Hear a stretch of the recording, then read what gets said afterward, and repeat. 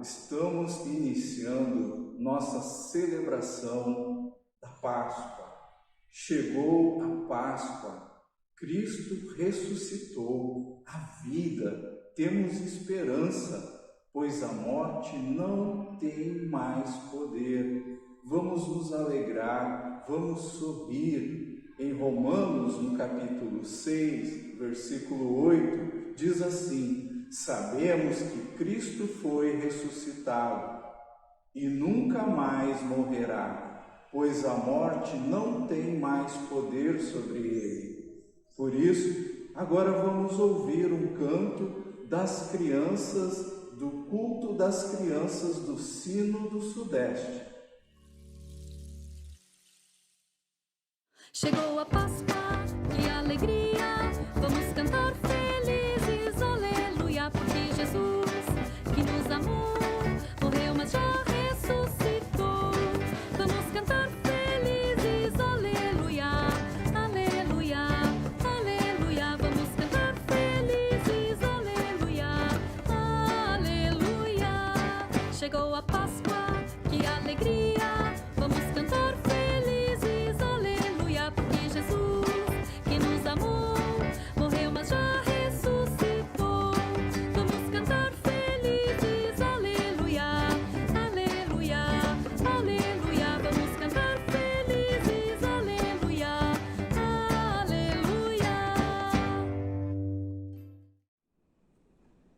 Vamos fazer a leitura sobre a ressurreição de Jesus. Encontramos esta passagem em Marcos, capítulo 16, versículos 1 a 8. Passando o sábado, Maria Madalena, Maria, mãe de Tiago e Salomé, compraram aromas para irem embalsamá-lo. E muito cedo, no primeiro dia da semana, ao despontar do sol, foram ao túmulo, diziam umas às outras: quem nos removerá a pedra da entrada do túmulo? E olhando, viram que a pedra já estava removida, pois era muito grande. Entrando no túmulo, viram um jovem assentado ao lado direito, vestido de branco, e ficaram surpreendidas e atemorizadas. Ele, porém, lhes disse: não vos atemorizeis, buscai a Jesus o Nazareno, que foi crucificado. Ele ressuscitou, não está mais aqui. Vede o lugar onde o tinham posto. Mas ide, dizei a seus discípulos e a Pedro, que ele vai adiante de vós para a Galiléia. Lá o vereis, como ele vos disse. E saindo elas, fugiram do sepulcro, porque estavam possuídas de temor e de assombro e de medo, e nada disseram a ninguém. Palavras de vida e salvação. Quero convidar para que faça a pregação nesse dia de Páscoa meu amigo e colega, o pastor Gerson Eckelmaier, da comunidade de Teutônia, no Rio Grande do Sul. Jesus Cristo, a nossa paz. Obrigado, irmão, pela sua pregação. Graça de nosso Salvador Jesus Cristo e a comunhão do Espírito Santo sejam com vocês. Amém. Observem uma vez crianças brincando ou jogando jogos de computador. Creio que mais de 80% desses jogos e brincadeiras são de vencedor e vencido. Muitos são também os jogos de guerra, de combate, onde pessoas matam e morrem, onde os fortes eliminam os mais fracos. Se propusermos às crianças fazerem brincadeiras de cooperação, e jogos de paz, elas provavelmente, num primeiro momento, vão ter alguma dificuldade em pensar em jogos e brincadeiras de paz. Como podemos brincar de paz? Como podemos promover a paz na realidade em que vivemos? Essa é uma pergunta de difícil resposta, com a qual seres humanos se debatem ao longo da história. Na semana em que continuamos a ouvir, a falar da guerra na Ucrânia, do massacre de pessoas, essa pergunta, ela se torna ainda mais relevante e mais latente. O que podemos fazer para alcançar a paz? Isso sem contar que mais de 30 guerras acontecem ao redor do mundo. Guerras que não aparecem na mídia no dia a dia. Em algum momento, alguém vai ser vencido. Alguém vai ser dominado. Alguém vai ceder. E então haverá paz. Mas que paz vai haver? Como fazer com que essa paz seja mantida? Perguntas assim também passavam pela cabeça das pessoas no dia que Jesus entrou em Jerusalém de forma triunfal, montado em um jumento. Boatos sobre Jesus haviam chegado antes dele a Jerusalém. Dizia-se, por exemplo, que ele podia curar doentes, que ele podia transformar 5 pães e 2 peixes em alimento suficiente para alimentar uma multidão. Dizia-se, inclusive, que ele tinha o poder de ressuscitar mortos. Ali, certamente, se tratava de uma pessoa com a qual valia a pena se ocupar. E pudesse a gente ter um milagreiro assim como o rei, isso não seria nada ruim para o povo. Imaginava-se também que ele, Jesus, pudesse expulsar os romanos pelos portões da cidade afora. Haveria de reinar paz. Não haveria mais fome, nem violência. Ou não se precisaria mais ter medo de doenças como lepra, cegueira e impossibilidade de caminhar. Que vida poderia se ter na terra do próprio Deus e com o governo dele? Com ele como rei? O reino de Davi, pelo qual se esperava há 1000 anos, desde que Davi havia sido rei, poderia finalmente ser construído de novo.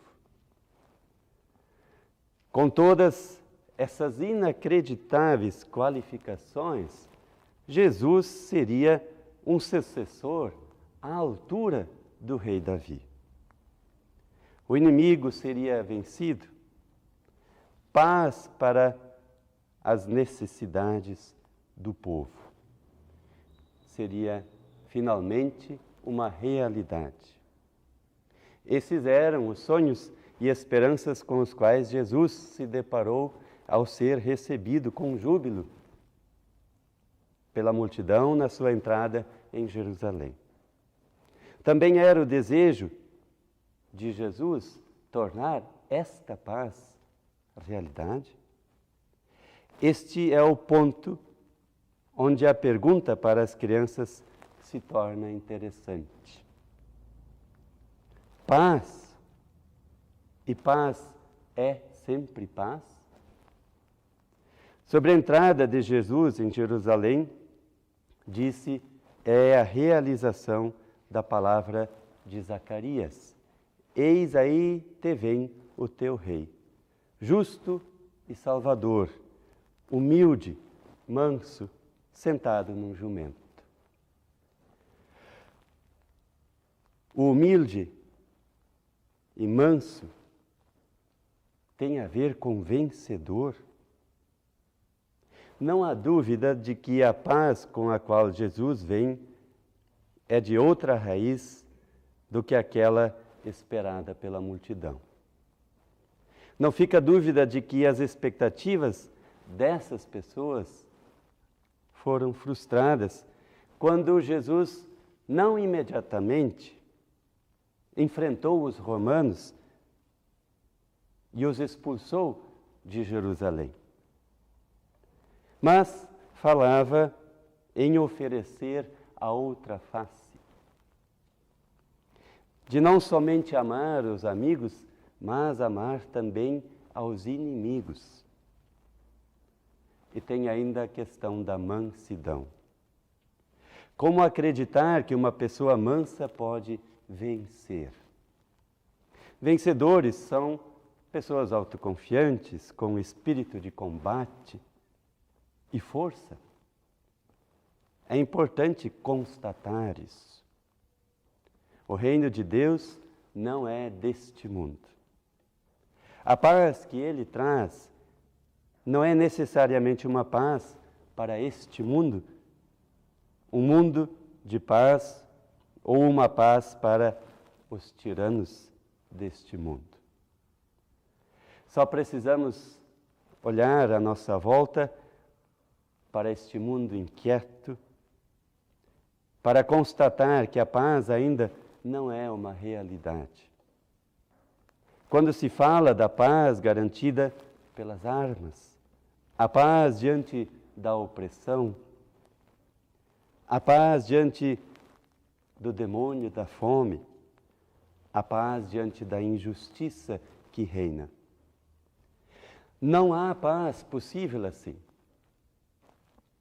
A paz desejada aquela vez em Jerusalém, com a entrada de Jesus em Jerusalém, consistia em Jesus subjugar e retribuir todo o mal causado pelos romanos e sua tirania. Mas essa não era a paz que Jesus veio trazer. Esta não é a paz que Jesus veio trazer ao mundo. Era muito mais uma paz de crer que Ele era o Filho de Deus e de que o seu reino de paz não é deste mundo, como era o reino de Davi, mas um reino muito diferente, o reino de Deus. Podemos pensar, sim, para o que isso pode ser bom hoje? Estamos aqui em um dia a dia competitivo, onde a mansidão não necessariamente é uma qualificação pedida pelo mercado do trabalho, por exemplo, onde eficiência, iniciativa, agilidade, uma boa dose de autoconfiança são qualificações altamente valorizadas. Competitividade é muito valorizada. Imaginem um currículo para uma empresa onde o candidato, a candidata escreve que é manso, mansa, que é humilde. Nós sabemos o que seria feito com um currículo desses.